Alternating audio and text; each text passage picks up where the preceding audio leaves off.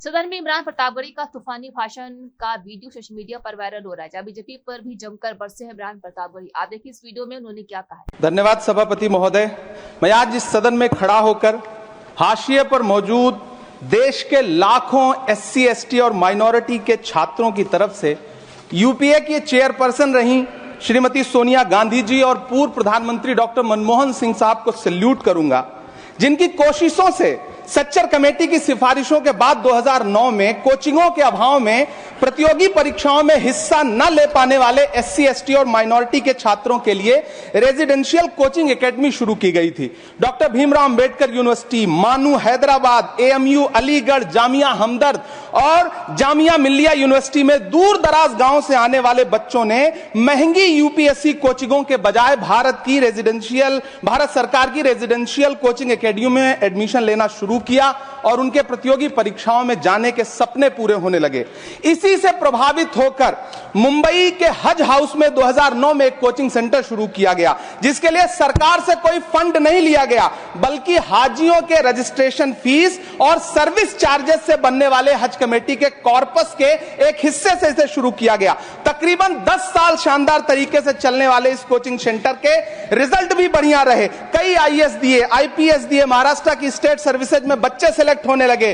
फिर आया कोविड, पहले सीटें घटाई गईं और फिर तत्कालीन अल्पसंख्यक मंत्री महोदया को मौका मिला और उन्होंने 2023 में इस कोचिंग सेंटर को बंद कर दिया। वो सैकड़ों छात्र जो हर साल इस कोचिंग सेंटर से फायदा उठा रहे थे, एक झटके में उनके सपने चकनाचूर कर दिए गए। सभापति महोदय, मैं जब देश के प्रधानमंत्री को प्रोटोकॉल तोड़ के कतर के अमीर शेख तमीम को रिसीव करते हुए देखता हूं, जब मैं सऊदी के क्राउन प्रिंस मोहम्मद सलमान को प्रधानमंत्री जी को गले लगाते हुए देखता हूं, तो सोचता हूं कि काश प्रधानमंत्री जी अपने देश के गरीब भारतीय मोहम्मद सलमान और मोहम्मद तमीम को इसी तरह अपने पन का एहसास दिला पाते। कभी मैं जब प्रधानमंत्री जी को शेख हसीना जी को प्रोटोकॉल तोड़ के रिसीव करते देखता हूं, तो मैं सोचता हूं कि कभी प्रधानमंत्री जी अपने देश की बेटी बिल्किस को भी इसी तरह से अपने पन का एहसास दिला पाते। कभी कैब भोपाली ने कहा था, ये दाढ़ियां, ये तिलकधारियां नहीं चलती, हमारे अहद में मक्कारियां नहीं चलती, दिलों को हम कबीले वालों के दिल जोड़िए मेरे सरदार, सरों को काट के सरदारियां नहीं चलती।